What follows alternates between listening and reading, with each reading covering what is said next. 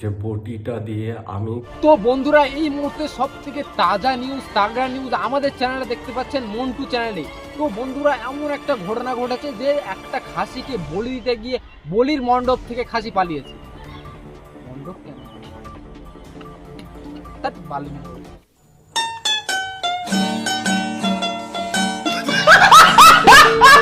বন্ধুরা, এতক্ষণে আপনারা বুঝতে পেরেছেন যে আজকে ভিডিওটা কাকে নিয়ে হতে চলেছে। তো বেশি ভাট বকতে বকতে ভিডিওটা শুরু করা যাক। गाइस इट्स मी मोंटू, नाम तो सुना ही होगा। আমি নিজেই খুব লজ্জিত যে আমার ফ্যামিলির ব্যাপার আজ সোশ্যাল মিডিয়ায় আনতে হচ্ছে শুধুমাত্র আমার পরিস্থিতির কারণে। ভাই তুই সবার ফার্স্টে বল যে তোর ফ্যামিলির কোন বিষয়টা এখনো পর্যন্ত তুই সোশ্যাল মিডিয়াতে আনিসনি, সেটা আমরা দেখে আসি। মানে সারাদিনের ঘুম থেকে ওঠা পর্যন্ত, তার পরের দিন রাতে শোয়া পর্যন্ত যে সবটা সোশ্যাল মিডিয়াতে শেয়ার করে, সে আবার বলছে যে আমার ফ্যামিলির বিষয় এভাবে সোশ্যাল মিডিয়াতে আনতে হবে। আমি কখনো বুঝতে পারিনি। সালে তুই সুধার যা। শুধুমাত্র আমার পরিস্থিতির কারণে, কারণ আমি এমন একটা পরিস্থিতিতে দাঁড়িয়ে আছি যেখানে আমার নিজের জীবনেরই কোনো গ্যারান্টি নেই। ভাই, আমি একটা কথা বুঝতে পারছি না যে একটা মানুষের জীবনের গ্যারান্টি নেই, সেই পরিস্থিতিতে মানুষ ক্যামেরা অন করে কিভাবে ভিডিও বানায়।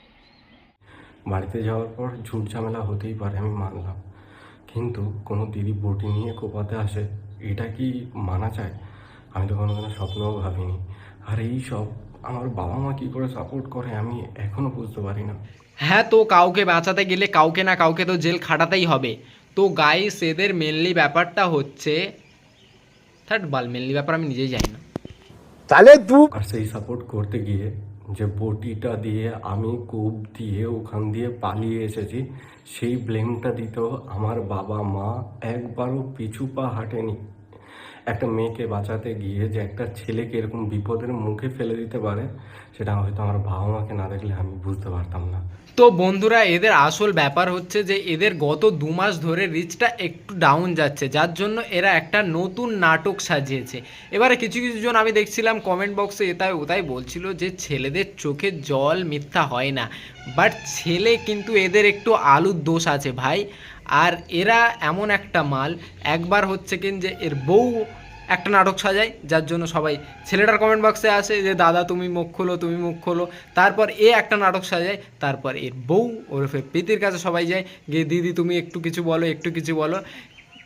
তারপর কি হলো যে দুদিকে দুটো চ্যানেলে সব রিচ উঠে গেল। এটাই হচ্ছে এদের অরিজিনাল প্ল্যান। আর এই প্ল্যানের মানে ফাঁদে পড়ে পাবলিকরা সব বোকাচোদা বানছে, বোকাচোদা। প্রমাণ দাও। চাই রিল আর রিয়েল লাইফের মধ্যে অনেক পার্থক্য আছে, তো এই দুটোকে গুলিয়ে ফেলো না। আমি নিজেই খুব লজ্জিত যে আমার ফ্যামিলির ব্যাপার আজ সোশ্যাল মিডিয়ায় আনতে হচ্ছে। তোর দিদির সঙ্গে যদি বটিটা দিয়ে আমি কোপ দিয়ে বেরোয় যাইছি। হ্যাঁ তুই কোপাইছো। আমি কোপাইছি বেরোয় যাইছি মানে। আরে ভাই, তুই যে সারাক্ষণ বটির কোপ করতাছি, তোর বটির কোপটা আসলে কোথায় লেগেছে একটু বলবি? মানে ভাই হচ্ছে তো। আমি নিজে 3 মাস ধরে ভাড়া থাকছি, নিজে রান্না করি, নিজে খাই, নিজে জামা প্যান্ট নিজে কাচি। বন্ধুরা, এর কষ্ট শুনে তোমরা সবাই কাঁদছো। বন্ধুরা, তাহলে আমার কষ্ট শুনলে তোমরা কি বলবে? আমার নিজের হাতে নিজে গালে তুলে ভাত খাই। বন্ধুরা, আর কি বলবো? ক্যামেরা ধরার জন্য নিজের হাতে নিজে ফোন রেখে ক্যামেরা ধরছি, একটা সেট আপও নি। বন্ধুরা তোমরা যদি একটু সাপোর্ট করো তাহলে আমার একটা সেট আপ হবে, ব্যাকগ্রাউন্ডটা চেঞ্জ হতে পারে। তো বন্ধুরা সাপোর্ট করো। এমনি তোমরা ভাবো যে আমি নাটক করি। দাদা দাদা দাদা, সিরিয়াস বিষয়, এসব বেকার কথা না। নাটক একদমই নাটক লাগছে না। তুমি কি ভাবছো? একদমই নাটক না, এটা একদম রিয়েল কাহিনী। আমরা সবাই বুঝতে পারছি এটা একদম ছেলেদের চোখের জল পুরো সত্য। আমি এগুলোর ব্যাপারে ভাবি না আর ভাববো না, আর তোমরা সত্যিটা অলরেডি বুঝেই গেছো।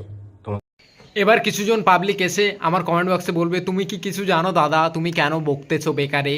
বন্ধুরা, সবার ফার্স্টে বলে দিই যে এটাই তোমাদের বোকাচোদামের আসল পরিচয়। বন্ধুরা, ওরা কিন্তু সবার ফার্স্টে ক্লিয়ার করেছে যে ওদের পার্সোনাল লাইফ আর সোশ্যাল মিডিয়ার লাইফ পুরোটাই আলাদা। এটাই ওদের শুধুমাত্র নাটক।